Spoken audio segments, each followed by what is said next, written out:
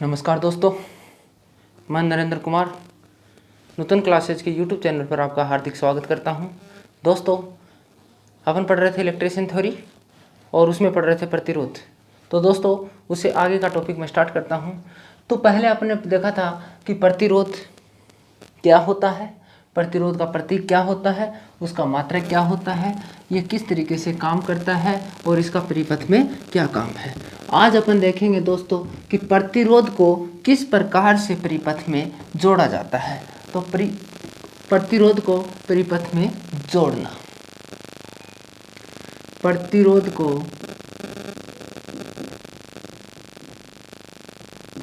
का परिपथ में जोड़ना। दोस्तों, प्रतिरोध को मुख्यतः परिपथ में दो प्रकार से जोड़ा जाता है। एक होता है श्रेणी क्रम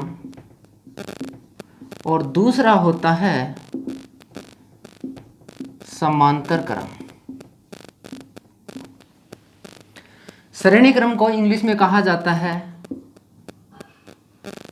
सीरीज और समांतर को कहा जाता है पैरेलल, समांतर क्रम। दोस्तों, बहुत आसान है। सबसे पहले अपन देखेंगे कि श्रेणी क्रम क्या होता है। इस चीज को समझना बहुत जरूरी है। तो श्रेणी क्रम क्या होता है, बहुत ही आसान है। देखिए, यदि दो या दो से अधिक प्रतिरोध को यदि एक ही लाइन में जोड़ दिया जाए तो वो क्या कहलाता है, श्रेणी क्रम। जैसे प्रतिरोध का सिंबल क्या होता है, ये एक प्रतिरोध है। अब यहां से दूसरा प्रतिरोध मैं जोड़ रहा हूं, ये दूसरा प्रतिरोध है और मैं तीसरा प्रतिरोध जोड़ रहा हूं, ये इसका तीसरा प्रतिरोध है।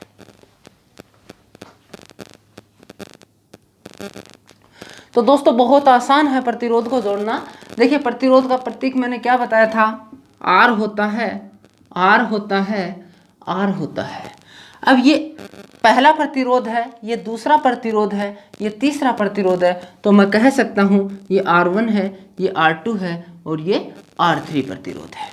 मतलब क्या है देखना, यदि दो या दो से अधिक प्रतिरोध को यदि एक ही क्रम में जोड़ दिया जाए तो वो क्या कहलाता है, श्रेणी क्रम या सीरीज कहलाता है। दूसरे शब्दों में मैं कहूं कि यदि पहले प्रतिरोध के दूसरे सिरे के साथ दूसरे प्रतिरोध का पहला सिरा जोड़ दिया जाए तो वो क्या कहलाता है, श्रेणी क्रम कहलाता है। ध्यान से सुनना मेरी बात को। श्रेणी क्रम वैसे सीधी सी बात में समझें तो यदि एक ही क्रम में यदि क्रमबद्ध तरीके से जोड़ दिया जाए, यदि एक ही लाइन में किसी को खड़ा कर दिया जाए तो वो क्या कहलाती है, श्रेणी कहलाती है, सीरीज कहलाती है। तो पहले प्रतिरोध के दूसरे सिरे के साथ दूसरे प्रतिरोध का यदि पहला सिरा जोड़ दिया जाता है तो वो क्या कहलाता है, श्रेणी क्रम कहलाता है। यहाँ पर अपन क्या पढ़ रहे हैं, प्रतिरोधों का परिपथ में जोड़ना। तो प्रतिरोध को परिपथ में दो प्रकार से जोड़ा जाता है। एक कहलाता है श्रेणी क्रम, दूसरा कहलाता है समांतर क्रम। दोस्तों, एक और होता है इनका दोनों का मिश्रित रूप होता है, वो कहलाता है श्रेणी और समांतर क्रम। वो बाद में पढ़ेंगे, पहले अपन पढ़ रहे हैं श्रेणी क्रम। मान लो कि कोई आपके पास परिपथ है और उसमें 3 प्रतिरोध आपने जोड़ दिए हैं।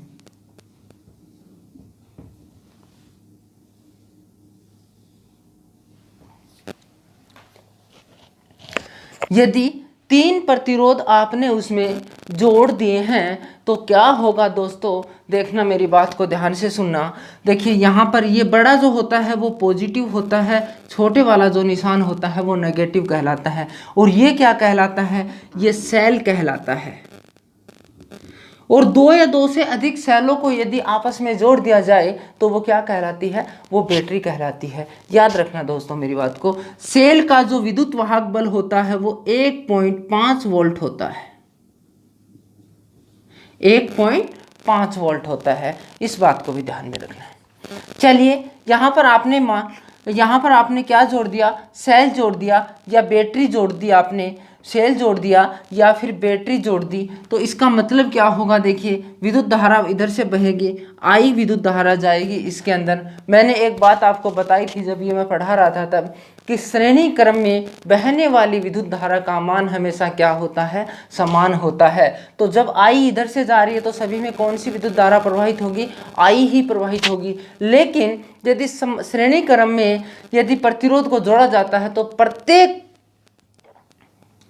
प्रतिरोध के ऊपर उत्पन्न होने वाला विद्युत वाहक बल का मान क्या होगा, अलग अलग होगा। कहने का मतलब मेरा यह है कि वोल्टेज उनके ऊपर अलग अलग होगा। तो इसके ऊपर जो विद्युत वाहक बल उत्पन्न होगा वो क्या होगा, देखिए R1 है तो मैं कह सकता हूं इसके ऊपर V1 होगा, ये R2 है तो मैं कह सकता हूं इस पे V2 होगा, और ये R3 है तो मैं कह सकता हूं कि इस पे V3 विद्युत वाहक बल उत्पन्न होगा। मेरी बात सुन रहे हो क्या? मैंने क्या बताया था कि वोल्टमीटर हमेशा किस क्रम में लगाया जाता है, समांतर क्रम में लगाया। जब मैं इसके समांतर क्रम में जोड़ूंगा तो इस पे अलग विद्युत वाहक बल उत्पन्न होगा, जब मैं इसके ऊपर जोड़ूंगा तो ये भी अलग विद्युत वाहक बल दिखाएगा, इसके ऊपर जोड़ूंगा तो भी अलग विद्युत वाहक बल दिखाएगा। तो सीधे से शब्दों में मैं बता सकता हूं कि श्रेणी क्रम में बहने वाली विद्युत धारा हमेशा समान होती है, लेकिन श्रेणी क्रम में उत्पन्न होने वाला वोल्टेज प्रत्येक प्रतिरोध के ऊपर क्या होता है, अलग अलग होता है। आ गई मेरी बात समझ में? अपन ने ओम का नियम देखा था, मैं ऊपर से मिटा रहा हूं दोस्तों।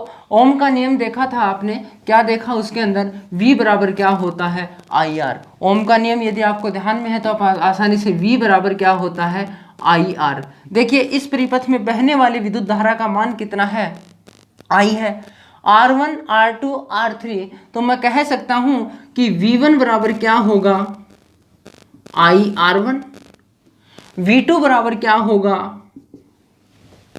IR2, और V3 बराबर क्या होगा, IR3। क्या मेरी बात को आप समझ पा रहे हो? अगर आपको ओम का नियम आता है तो आप आसानी से इन समीकरण को हल कर सकते हो। और देखिए ये V1 है, ये V2 है, V3 है। आपने पढ़ा होगा कि ऊर्जा को ना तो नष्ट किया जा सकता ना उत्पन्न किया जा सकता, केवल उसका एक रूप से दूसरे रूप में रूपांतरण किया जा सकता है। अब यहाँ पर V1 है, यहाँ पर V2 है और यहाँ पर V3 है। आपने यहाँ से इसको क्या दिया था, V वोल्टेज दिया था। अब V वो जो वोल्टेज दिया है वो टुकड़ों में बट गया, यहाँ पर V1 में बट गया, यहाँ पर V2 में बट गया, यहाँ पर V3 में बट गया। अपन जानते हैं कि V बराबर, यदि मैं इस वोल्टेज के बराबर यदि मैं इसको जोड़ूंगा, V1 plus V2 plus V3 होगा कि नहीं होगा? यदि इन तीनों वोल्टेज को मैं जोड़ दूं तो इस वोल्टेज के बराबर होगा कि नहीं होगा? इस बात को यहां से समझने की कोशिश करना मेरे दोस्तों।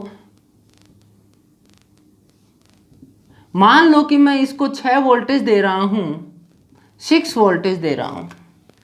यहां पर उत्पन्न होने वाला वोल्टेज 4 वोल्टेज है और यहां पर 2 वोल्टेज है। अगर मैं यहां से 6 दे रहा हूं तो इन दोनों के अंदर 6 ही होगा टोटल। याद रखना मेरी बात को, चाहे इस पे 4 हो सकता है, इस पे 2 हो सकता है, इस पे 3 हो सकता है, इस पे भी 3 हो सकता है, लेकिन दोनों का योग हमेशा कितना होगा, बराबर होगा। इस पे 1 हो सकता है, इस पे 5 हो सकता है, लेकिन जब मैं दोनों को जोड़ूंगा तो वो इस वोल्टेज के बराबर आना चाहिए। तो मैं कह सकता हूं V बराबर V1 plus V2 plus V3। जब इनको अपन में जोड़ेंगे तो V बराबर क्या आ जाएगा अपने पास, V बराबर क्या आ जाएगा, IR1। समीकरण first, second and third put in समीकरण फोर्थ। समीकरण 1, 2 और 3 को समीकरण 4 में रखने पर तो V1 बराबर देखिए मैंने क्या रख दिया, IR1 प्लस V2 बराबर क्या रख दिया, IR2 प्लस V3 बराबर मैंने क्या रख दिया, IR3। आई क्या मेरी बात समझ में? देखिए इन तीनों में क्या कॉमन आ रहा है, इन तीनों में I कॉमन आ रहा है, तो क्या बच गया यहाँ से, R1 plus R2 plus R3। बचा कि नहीं बचा? यहाँ से क्या है अपने पास, V है। अब ये इसके नीचे चले जाएगा तो V बटा I बराबर R1 plus R2 plus R3। आया कि नहीं आया? अब देखिए यहाँ से अगर मैं V बटा I बराबर करता हूँ तो क्या आता है, R आता है कि नहीं आता है। इस इक्वेशन से ध्यान से सुनना, V बराबर आपको दिया गया है IR, और मैं इस I को इसके नीचे लेके आता हूँ तो V बटा I बराबर क्या आता है, R आता है कि नहीं आता है। यदि मैं इस V बटा I बराबर R रख दूँ तो मैं कह सकता हूँ कि V बटा I बराबर R, सो दैट V बटा I बराबर R है तो R बराबर R1 plus R2 plus R3। आया कि नहीं है, समझ में आ रही है मेरी बात, मैं क्या कहना चाह रहा हूं। अब एक बात यहां से निष्कर्ष निकल के आ रही है मेरे प्यारे दोस्तों, क्या आ रही है कि यदि मैं श्रेणी क्रम में प्रतिरोध को जोड़ता जाता हूं तो उनका मान क्या हो जाता है, बढ़ जाता है। आगे समझ में, तो श्रेणी क्रम में प्रतिरोध हमेशा क्या होते हैं, आपस में जुड़ जाते हैं, ये बात याद रखना। तो यहां लिख लो मेरी बात को कि प्रतिरोध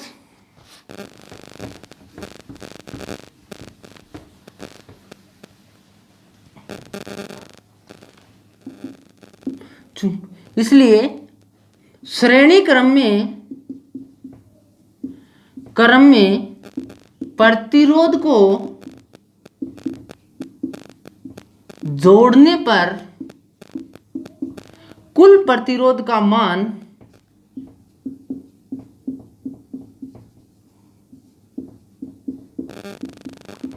बढ़ जाता है। आई क्या मेरी बात समझ में, कुल प्रतिरोध का मान क्या हो जाता है, बढ़ जाता है। चलिए अब अपन देखते हैं, तो मैं कह सकता हूं कि श्रेणी क्रम के अंदर प्रतिरोध का मान बढ़ जाता है। और दूसरी बात, एक बात और याद रखना मेरी, कि श्रेणी क्रम में बहने वाली विद्युत धारा का मान प्रत्येक प्रतिरोध में समान होता है, लेकिन वोल्टेज है वो प्रत्येक प्रतिरोध का अलग अलग होता है। तथा अब अपन देखेंगे कि समांतर क्रम में क्या होता है। बहुत आसान है समांतर क्रम, यदि आपको श्रेणी क्रम समझ में मेरा आ गया तो समांतर क्रम बहुत आसान है। दोस्तों अभी ये जो सिलेबस चल रहा है आपका, ये है जो फर्स्ट ईयर बैक पेपर हैं उनके लिए, तथा जो सेमेस्टर में फर्स्ट और सेकंड जो बैक पेपर हैं उनके लिए बहुत यूजफुल है। तो दोस्तों वीडियो को ज़्यादा से ज़्यादा लाइक कीजिए, शेयर कीजिए तथा सब्सक्राइब कीजिए, ताकि आपके साथ वाले स्टूडेंट्स बहुत ज़्यादा से ज़्यादा इसका फ़ायदा उठा सकें। चलिए अब अपन पढ़ते हैं समांतर क्रम। बहुत आसान है समांतर क्रम। देखिए समांतर क्रम का मतलब क्या होता है कि एक के साथ दूसरे को जोड़ना। तो क्या होगा, देखिए ये कोई आपके पास प्रतिरोध है, ये दूसरा प्रतिरोध है, ये तीसरा प्रतिरोध है। आप कितने भी जोड़ सकते हो, कहीं कोई दिक्कत नहीं है। आप सोच रहे हो सर 3 ही क्यों जोड़ रहे हैं, आप 4 जोड़ सकते हो, आप 5 जोड़ सकते हो, आप 2 से भी निकाल सकते हो। देखिएगा यहां से आपने क्या दिया, यदि कोई प्रतिरोध जुड़ा हुआ तो इसका मतलब वो किसके साथ जुड़ा हुआ है, वो सप्लाई के साथ जुड़ा हुआ है। ये पॉजिटिव, ये नेगेटिव। विद्युत धारा क्या होगी, आई होगी। अब मेरी बात को ध्यान से सुनना, चाहे मैं वोल्टमीटर को यहां लगाऊं, चाहे यहां लगाऊं, चाहे यहां लगाऊं, चाहे यहां लगाऊं, सुनना मेरी बात को, मैं क्या कहना चाह रहा हूं। आपके पास एक प्रतिरोध ये है, दूसरा प्रतिरोध ये है, और तीसरा प्रतिरोध ये है, और इसके साथ में या फिर इस तरीके से बनाएं इसको,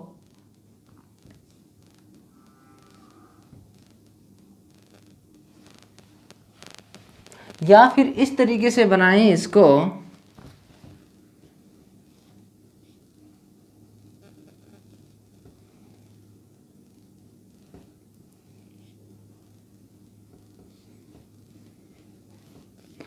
तो आपने क्या देख पा रहे हो आप कि वोल्टमीटर चाहे यहां जोड़िए, इन दोनों पॉइंटों पे जुड़ेगा, चाहे इस पे जोड़ दिए, ये तो शॉर्ट सर्किट है, कोई फर्क नहीं पड़ने वाला।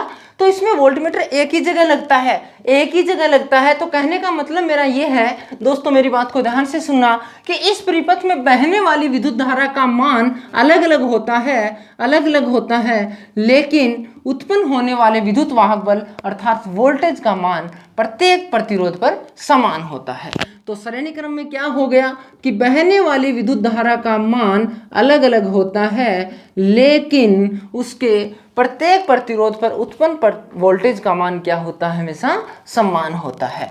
तो देखिए यहाँ से V दिया आपने, तो मैं इस यहाँ से लगा के नापूंगा तो भी V आएगा, इसके ऊपर वोल्टेज को रखूंगा, वोल्टमीटर को रखूंगा तो भी V आएगा, और इस पे रखूंगा तो भी V आएगा, और इस पे रखूंगा तो भी V आएगा, क्योंकि ये प्रत्येक शॉर्ट सर्किट है।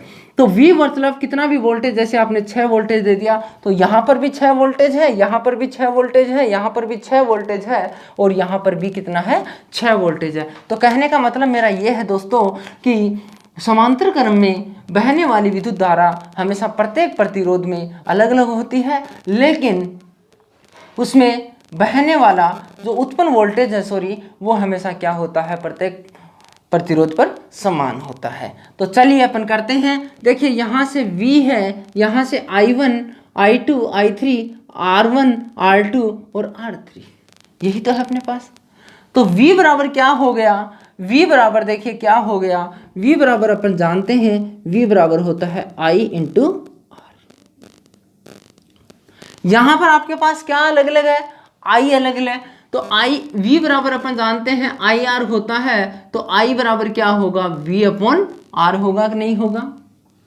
भाई जो अननोन राशि होती है उसको एक तरफ कर दो, जो नॉन राशि जो ज्ञात राशि है उसको एक तरफ कर दो, और जो अज्ञात राशि होती है उसको एक तरफ कर दो। तो ये दोनों तो अपने पास क्या है, ये दोनों तो अपने पास क्या है, ज्ञात राशियां हैं, क्योंकि आपने वोल्टेज दिया और प्रतिरोध लगाया। लेकिन इसमें बहने वाली विद्युत धारा, इसमें बहने वाली विद्युत धारा और इसमें बहने वाली विद्युत धारा का मान क्या हो रहा है, यहाँ पर अलग अलग हो रहा है।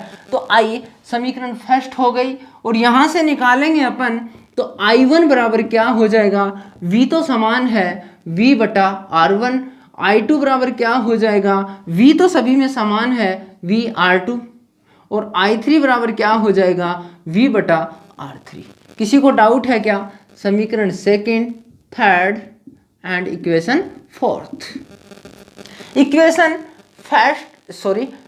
Second, third and fourth put in equation first, so that क्या होगा, अपन जानते हैं कि I बराबर क्या होगा, I1 plus I2 plus I3। देखिए इसको इस तरीके से समझते हैं, यहाँ पर बहने वाली विद्युत धारा क्या होगी, I होगी। जब इसमें वो I से यहाँ से देखिएगा, यहाँ से एक विद्युत धारा इधर जा रही है और दूसरी विद्युत धारा इधर आ रही है, तो ये विद्युत धारा जो गई वो I1 हो गई, जो बच गई वो I2 में कन्वर्ट हो गई, और आगे जाके वो किस में बदल गई, I3 में बदल गई। मैं कह सकता हूँ कि यदि I2 और I3 को मैं जोड़ दूं तो वो क्या प्राप्त होगी, I प्राप्त होगी। तो I बराबर क्या होता है, V अपॉन R, और I1 बराबर क्या हो गया, V upon R1 plus V upon R2 plus V upon R3। समझ में आ रही है मेरी बात को। अब देखिए इसमें सबसे कॉमन क्या आ रहा है, V अपॉन R बराबर V अपॉन R बराबर क्या आ गया अपने पास, V कॉमन आ गया, और यहाँ से क्या बच गया, 1 upon R1 plus 1 upon R2 plus 1 upon R3, यही बचाना। अब बराबर में है बटा 1 है, V से V कैंसिल, मैं कह सकता हूँ 1 अपॉन R बराबर 1 upon R1 plus 1 upon R2 plus 1 upon R3। ये क्या हो गया, समांतर क्रम में प्रतिरोध को जोड़ना। आई क्या मेरी बात समझ में। देखिए क्या होगा यहाँ पर, यदि मैं कह सकता हूं कि यदि किन्हीं 2 या 2 से अधिक प्रतिरोधों को समांतर क्रम में जोड़ा जाए तो कुल प्रतिरोध का मान है वो क्या हो जाता है, कम हो जाता है। आई क्या मेरी बात समझ में। श्रेणी क्रम में क्या हो जाता है, जोड़ने पर कुल प्रतिरोध का मान बढ़ जाता है, लेकिन समांतर क्रम में प्रतिरोध को जोड़ने पर प्रतिरोध का मान क्या हो जाता है, हमेशा कम हो जाता है। दूसरी बात, श्रेणी क्रम के अंदर जो वोल्टेज होता है वो अलग अलग होता है, और करंट का मान है वो प्रत्येक प्रतिरोध के अंदर समान होता है, लेकिन समांतर क्रम में प्रत्येक प्रतिरोध में बहने वाली विद्युत धारा का मान क्या होता है, अलग अलग होता है, तथा प्रत्येक प्रतिरोध पर उत्पन्न होने वाला विद्युत वाहक बल अथवा वोल्टेज क्या होता है, समान होता है, समान होता है। तो दोस्तों आज अपन ने देखा है कि प्रतिरोध को परिपथ में किस प्रकार से जोड़ते हैं। तो अपन प्रतिरोध को दो प्रकार से जोड़ते हैं, एक तो श्रेणी क्रम हो गया और एक हो गया समांतर क्रम। दोस्तों कैसा लगा वीडियो मुझे कमेंट करके जरूर बताइएगा, तथा यदि आपको पसंद आता है तो लाइक और सब्सक्राइब जरूर कीजिएगा। दोस्तों एक बात और बताना चाहता हूँ, यदि वीडियो की क्वालिटी आपको अच्छी नहीं लग रही है या देखने में तकलीफ हो रही है तो दोस्तों यूट्यूब के जो कॉर्नर में ऊपर की तरफ जाके और उसमें जो वीडियो सेटिंग है वहाँ से सेटिंग कर लीजिएगा, तो आपको बिल्कुल